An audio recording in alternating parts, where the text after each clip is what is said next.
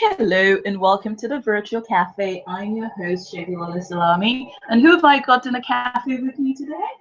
Hey, Segilola, this is Ron Chapman in Atlanta, Georgia. How are you? I'm trying to say I'm fabulous, but I've got a cold. It's like this year has not been good. It's like me and the little human, we've been competing with each other on who could reinfect the other. I mean, a few weeks ago, my voice was completely gone. And, I think it's my voice sounds better, but it's like literally this year has just been cold and flu and just losing my voice and whatnot. But other than that, and lack of sleep, I'm perfect. How are you? I'm very well, thank you. The sun's out after a night of thunderstorms, and I'm happy to be here to tell you a little bit about what I'm up to in the world, which short story is I'm a transformational guy. I work with organizations, people, professionally, personally, spiritually. And so I've got a couple of practices where I do everything from consulting to coaching and a little bit of therapeutic work. I have a social work master's in social work. And last September, I was really privileged, Segilola, to have two books and an audio set all released during the same month, which frankly was a little bit much. but I've been on tour across the U.S. since September, February, and talking about both books and the audio set and the underlying spiritual psychology, and really kind of having the time of my life other than being a little bit sleep deprived. Oh, see, when you say you're going on tour, I kind of think like all those musicians that they have their large, luxurious buses and you're going on tour. Is that the kind of tour you had? Well, I didn't have a bus, although that might have been easier. I had a number of airplane flights and a number of driving trips. I was mostly doing bookstore events and a lot of workshops, mostly on transformational forgiveness. Okay. And some of that was specifically out of the audio set, but I also talked a lot about both fiction books because it was really relevant to a number of the topics that came up. So it was sort of wherever someone was willing to get me an audience, I was willing to go there. Okay, you know what? This sounds interesting. You're in a cafe. You need to drink something. What would you like? Well, I think I would like an extra large 5-shot latte, please.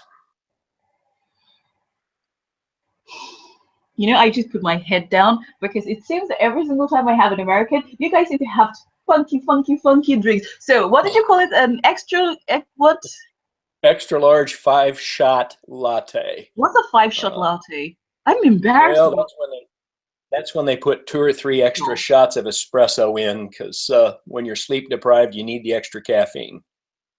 Ah, right. Okay. You know what I'm just going to do for you? Because this is, I'm even going to pretend that I know. I mean, I don't drink coffee, so I guess that's probably why, because I'm more of a tea person. Well, not even tea. I'm more of a hot chocolate kind of girl. So I'm just going to give you coffee, black coffee, 2 sugars, no milk. How does that sound? I accept the offer. Thank you.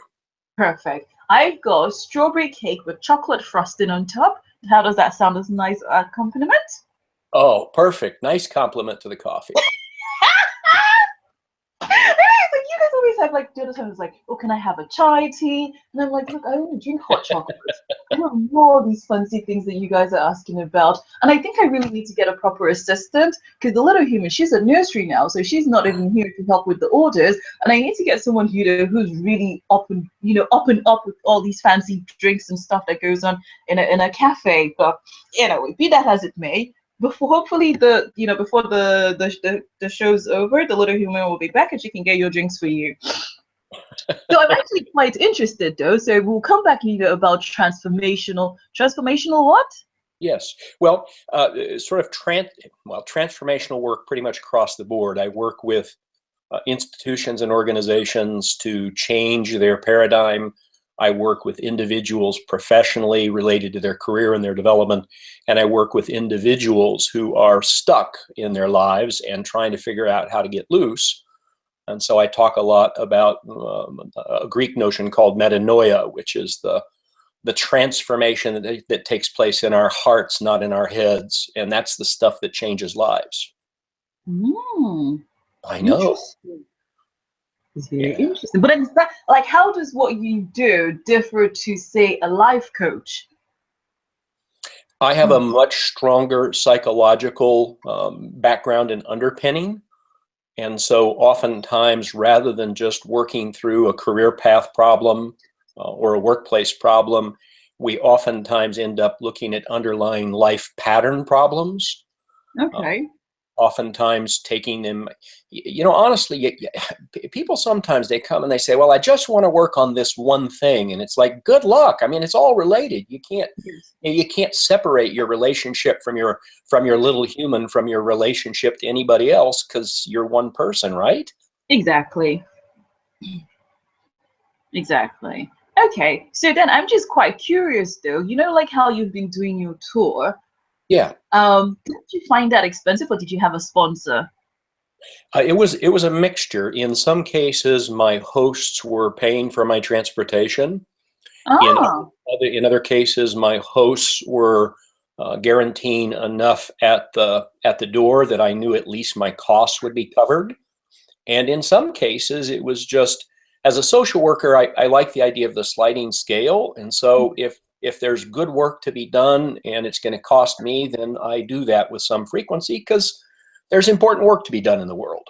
yes, yes. But it's quite interesting, that you had hosts who could. How did you manage that? Because there are lots of authors out there, and especially when they're just starting out, and to get hosts to be interested enough to want to pay, towards their transportation costs, or to sort of guarantee a minimum number of. I mean, I know it is possible, but most times people would struggle to get that. How did you manage? What was it? How did you, did you have to kill anybody and bury anybody? Funny you should say that. My mentor sometimes when I'm stressed out will say, Ron, let me know if you're planning on body disposal, because that's not a good sign. So it's actually, again, it's an interesting mix. In a lot of cases, what I needed to do was to use what I broadly would refer to as my allies, my ambassadors, my first best supporters, people who've been working with me for long periods of time and who are willing to go to churches, community organizations, pretty much anybody who's interested in transformational work. And they kind of open the door for me, and in many instances, they're able to make terms that work really well. And then at some point, they connect me with the people on the other end.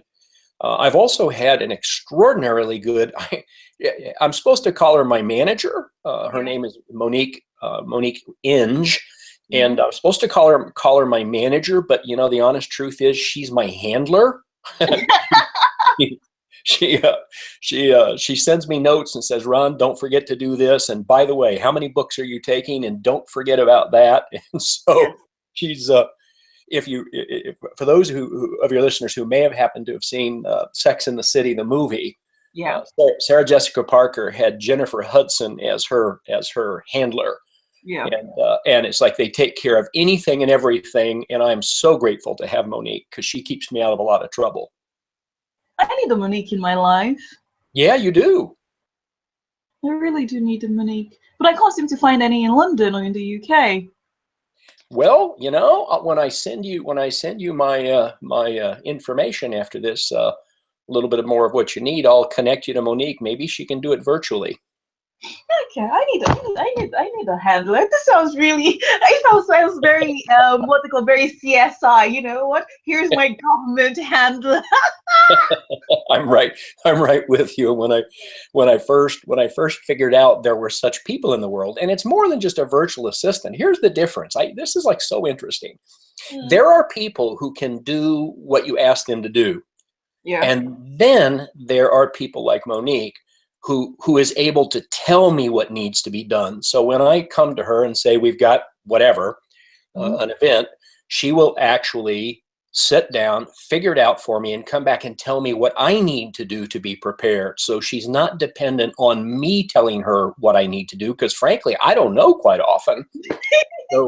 So she, and I keep telling her, she laughs. I said, well, you're the boss of me. And she'll kind of chuckle, and then she'll tell me what to do. So she really is the boss of me. Oh, that sounds like you've got a very good relationship with her. Okay, so now tell me, interesting. Tell me about your books. How many books do you have? Is that 3 so far? Well, I've got 4 books in print and 2 audio sets. And The first two books date back. My first book came out in 2004 called What a Wonderful World. And it was a secular collection. It's a workbook of secular ideas that prod people to think more deeply about things in their lives. And then in 2008, Ozark Mountain Publishing, who's my nonfiction publisher in Arkansas, U.S., they agreed to publish a spiritual set of contemplations in a workbook format called Seeing True, 90 Contemplations in 90 Days. Yeah. And then in the middle of all this, I had an epiphany, one of those moments. I'm 60 now, so this would have been when I was about, I don't know, early 50s. And I had a realization that there were two stories that I absolutely positively had to tell before this life was over. And one of those was called A Killer's Grace, which was published on my own press in 2012.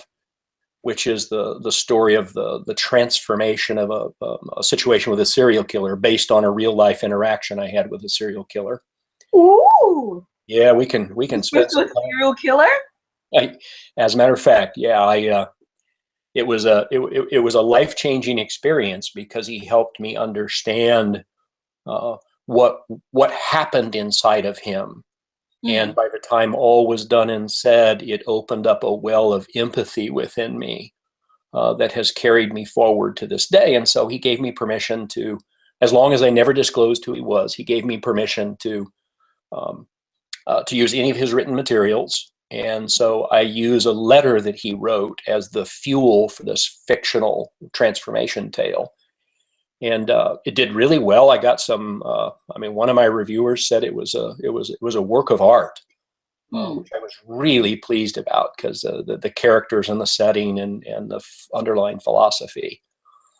So that was book number 3, and then I was sort of working on book number 4, and I was doing a transformational workshop one day, and somebody came up and said, I need a CD set of your breath work. I use breath work meditations as part of transformation, and I said, well, damn, I gotta get a CD together. So I got derailed for a little while to release an audio set called Breathing, Releasing, and Breaking Through. It's like a workshop in a box. Yeah. And Ozark Mountain was happy to put that out for me too. And then I came back around and I was getting ready to put a book called My Name is Wonder, which is the story of a goat on a spiritual quest with his spirit guide, a crow named Matt Crack. Yeah, I know it's an adult and or teen allegory, and I was getting. I had it all prepared, had it pretty well laid out, and then the craziest thing happened. A publisher, Terra Nova, came across A Killer's Grace.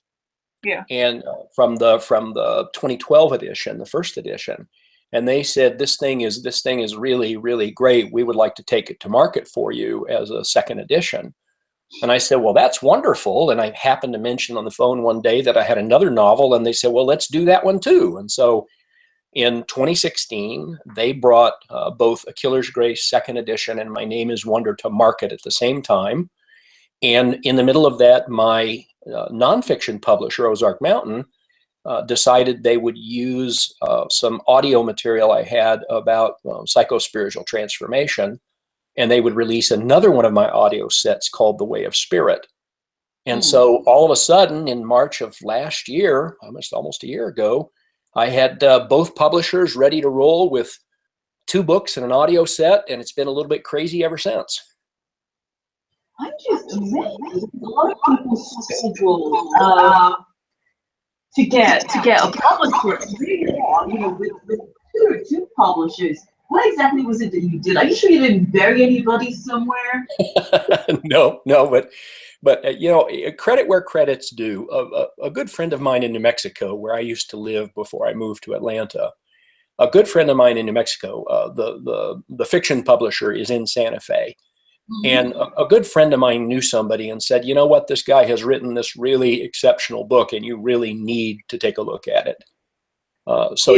Credit to the people who opened doors for us. It's a fool's game in the publishing world to think we can do it on our own. We need relationships and people who are willing to go to bat for us.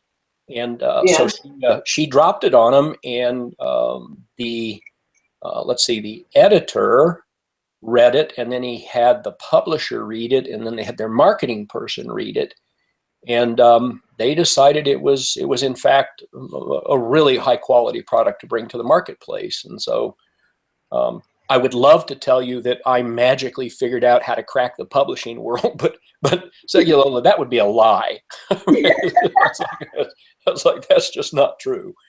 It came to me.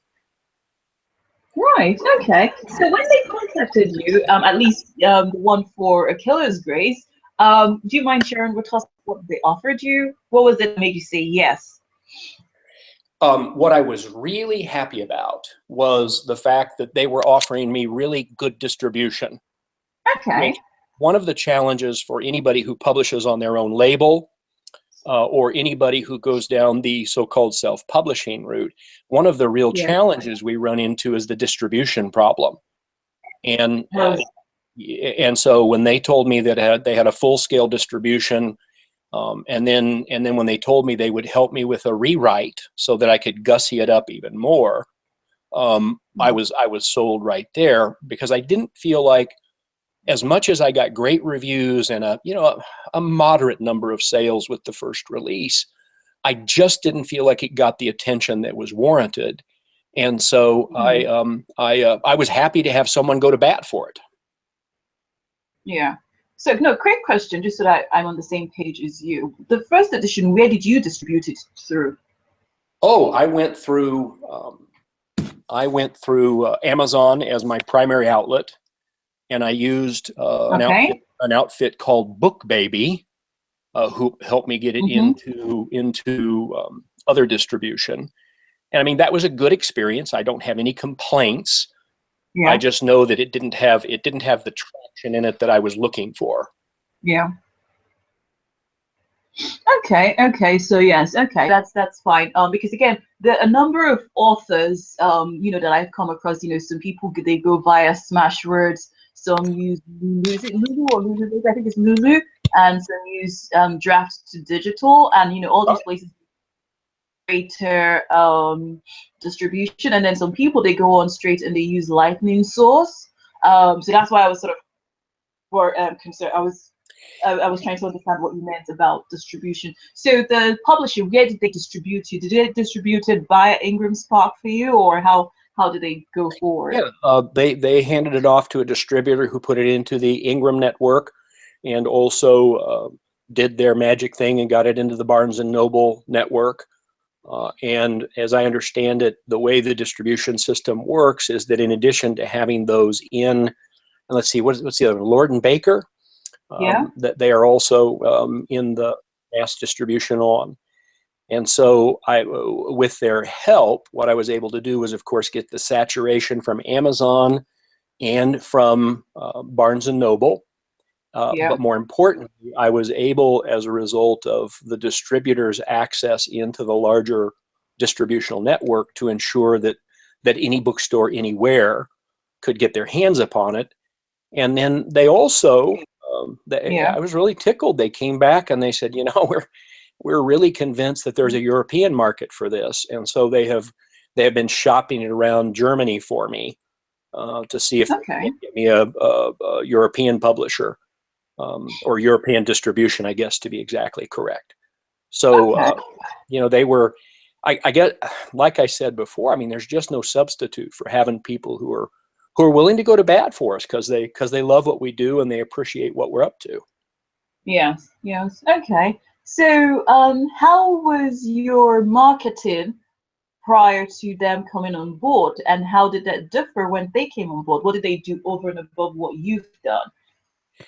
A couple of things. Now, they were very clear with me on the front end, and this is pretty common unless you happen to be a big name author that people are going to, that a publisher is going to invest a substantial marketing effort for you.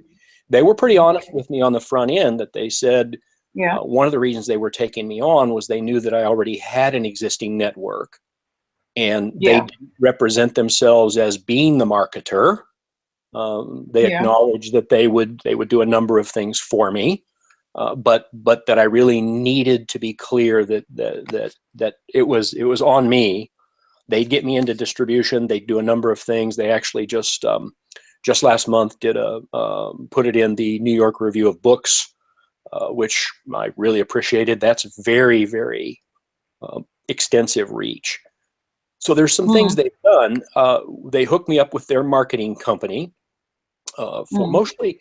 Well, there have been two pieces there. One has been, of course, social media presence, and then the blog tours, and we're working on interviews such as this one right now, and also trying to tap a couple of larger national outlets, which would really make all the difference in the world. And then the other thing that I did, this was all very serendipitous, is my daughter and son-in-law they were just getting ready to start up their own marketing business, and they needed a signature client. Yeah. And so they have brought me a tremendous amount of youthful marketing savvy that I just didn't have, to be really honest. So they've helped me repackage my websites, because I have multiple websites, my blogging presence, my video presence, my YouTube channel. Yeah. All those things they've helped me build so that I can get better reach for any of the things that I'm doing. Yeah.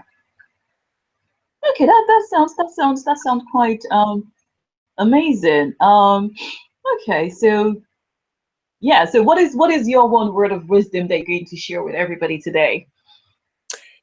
Well, let's see. You want me to talk about it from the standpoint of a guy who managed to get a pretty cool publishing deal, or do you want me to talk about it from an author's point of view, or a transformational guy? You get to pick. You know what? Go for all three. Okay. So the one, for those of your listeners who are really looking to figure out how to get publishing traction, distribution traction, as much as many authors don't want to do that work, if you don't get somebody who can carry the water for you, it's going to be very hard. And you need allies. It's just absolutely vital. And if you're an author who's either mulling over your writing or not even wondering about publication or distribution yet, I would say that you need to be true and write to your heart. If there's one thing that's come clear to me, Segilola, is that when people talk with me in workshops or signings or whatever I'm doing, what they're looking for is authenticity and vulnerability. Yeah. And so if I'm not writing from my heart, I'm actually setting myself up to be unable to, quote unquote, close the deal with what it is I care so much about. Yeah. And then if I were to talk about this from the core of my work, which is transformational in nature, I would say to your listeners, and wherever this may go in this big wide world, if you're stuck, you need to stop looking for the solution and start looking for how it is you're stuck. And that's true. That's true about whether you're spiritually stuck, professionally stuck, relationally, romance stuck.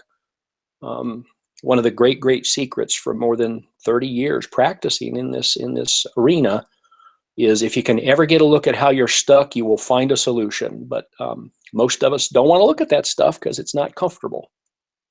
So that's true, though, because if you don't know where you're stuck, then you're just pulling, straws, and you're not making progress. That's exactly right. Okay, so I was going to ask you something else now, which I've totally forgotten, and you can blame it on my cold. Hopefully, my voice doesn't sound too bad today. I know you sound great. Okay, cool. Thank you. Let me see. I was going to ask you something else, but you know what? My cold brain, baby brain, they've all gone poots now. Oh yes. So, which do you prefer, self-publishing or working with a publisher? I think I know what you're gonna go for, but okay, let's just hear it. Oh, that is such an interesting question, and I'm gonna have to parse it just a little bit. I loved the process of running my own material through CreateSpace and actually reviewing the design work. And there's this thing about let's call it craft work that a lot of us don't get a chance to do anymore. Where you write the words, you create the manuscript, you get it bound, you get it cover. There's something just extraordinarily beautiful about holding that book in your hands and going, I did this from start to finish. Exactly. I know, right? It's just beautiful. But you know, the nice thing about having some really good professional support, both publishers and marketers and handlers and all of that is, and I think this is a blind spot for a lot of us, to be really honest, is there's a lot of stuff we don't know how to do. Yeah. And most of us are, I don't know, self-sufficient or self-accomplished enough that we think we can fumble our way through, and we'll either save some money or save some time or something. And if there's one big learning for me about having these professionals help, is they know how to do stuff that I don't know how to do, Segilola, and that has been so very helpful. I guess the craft person in me loves the self, the self-published route, and the practical person who knows he needs help sure does appreciate all the expertise that's out there. True, true. Were you offered anything? Because again, a lot of times when people think of publishers, they always think of this nice big check in the post that, oh yes, here's your royalties upfront. Is that a myth now? Does that still happen? Well, I guess, I mean, if you're already well known, you can probably get a big check. I just saw that Barack and Michelle Obama got something like $60 million for biographies. And you go, okay, that's a big number. And of course, if you really write something which is off the charts extraordinary, and I think the challenge, though, is that if you don't easily fit into a genre, yeah, it's very difficult to make a case for yourself. And so there's a conundrum in here. If you really be true to your own writing, if you're an author and you want to be true to your own writing, you're going to face the conundrum of writing true to your form, true to your heart, which is critical, I think. And if it doesn't happen to fit a genre, if they don't know what to do with you, you're going to have a marketing challenge. And so, well, sales challenge, really. And so getting a little bit of help to help you shape your content and your pitch, if you will, so that you can also, with regard to a publisher or a distributor or anybody else, have something that is accessible to people so they know what to do with you. Yeah. That does make it a lot easier. Now, I just have to say that I have stayed very true to my transformational work, and I still have challenges trying to get people to understand what I do and how these are all related, because they're all very, very dissimilar. But that's a very conscious choice I've made that serves me well in terms of artistic integrity, if that's the right way to say it. Yeah. Okay, fabulous. Well, it's been absolutely fantastic having you, in the virtual cafe and chatting with you. If people wanted to contact you or check out, your website or anything that you do, how do they get in touch with you? Sure. Well, a couple of things they can do. If they want to know sort of the whole story on me, they can go to ronaldchapman.com. That's ronaldchapman.com. If they'd like to see a lot of my content, I've got a tremendous amount of free content out there at seeingtrue.com. So it kind of depends on what one of your listeners might want to look at, and information about me on the first, and a whole lot of interesting content about transformation in the second. Okay, so ronaldchapman.com, then seeingthrough.com. Seeingtrue.com, TRUE. Ah, yes. Right, true. Okay, and then are you on Twitter? What's your Twitter handle? I am at seeing_true, SEEING_TRUE. Right, perfect. Okay, well, it's been an absolute what was I saying? Sorry, but I got distracted by call. You know when your nose tickles you for a second and you're saying something, you're like, yeah, you're trying not to go, and I just did that. Oh dear. Well, you just need some good chamomile tea or something like that, I think. Yes, what I did is to just stay in bed. The little human, she woke up at 4 o'clock. No, actually, I woke up at 4. I don't know if she buzzed me or whatever, but I didn't. I just woke up at 4 o'clock, turned on, because we co-sleep together. Yep. 4 o'clock, I don't know what it was that woke me up. I woke up, I took my phone from under the pillow, checked the time, and she was up. And I'm like, why are you up? And so I just turned everything back, and I just pretended that I was going back to sleep. Then I think next thing again, I sort of felt bumps, and I woke up again, and she was there tapping me, and I'm like, what is it? And she goes, hungry. She's like, yes, we want to eat. I was like, okay, what do you want? And she goes, yogurt. Like, seriously, who wakes up at 5 o'clock and says, you eat, right? How old is she? She's 2. Oh, yeah. Well, good luck trying to get her to behave with anything on your schedule. I mean, it's just she's going to have her way with you, Segilola. I know, so I was like, seriously. Okay, you know what? Right, let's go. And she almost had, I don't even know how much yogurt she had, but she had a lot of yogurt. And you would think she was starving that I don't feed her with the amount of food she had at 5 o'clock this morning. I was like, okay, right, can we go to bed now? And she decided, no, she was not going to bed now. And she wanted to play on her Kindle, right? She was wide awake. So I was like, you know what? Here is your Kindle. Play with it to your heart's content, right? But then the noise was sleep, and then she'll be tapping me and she wanted me. I was like, sorry, please. And I'm turning over and I'm turning over. And she was like, so the thing was there for like 3 hours. And I got to that point where I just took it and I just flung it across the room because, you know, there was just so much I can listen to what was it that she was playing? Peppa Pig. Seriously, that Peppa Pig, that Peppa Pig, right? Seriously, Peppa Pig at 5 o'clock in the morning till 8 a.m. Well, you know, she's just laying down the track so that someday when she demonstrates you're not the boss of her, that she's taught you how to behave appropriately. So she's already doing behavioral modification with you. So yes, that's basically me. So we woke up, you know, I flung it away and I said bed now. So we had to then sleep. I think we got like 3 hours sleep until 11. Then we woke up and I was like, okay, I will manage 3 hours sleep. That's not too bad. But yes, it's been an absolute pleasure having you. And I hope, you know, things go well for you for the future, and hopefully at some point oh yes, you're coming back again, aren't you? I am. I'm going to be back with you in a few months, and we're actually going to talk about one or both books. You're going to get to choose. Perfect. Well, I let you go, and I'm gonna go and grab a drink and try to see if I can sort out my sore throat. And we will speak to you soon again. Thanks for coming. Feel better soon. I appreciate you. All right then. Bye now. Okay, bye-bye.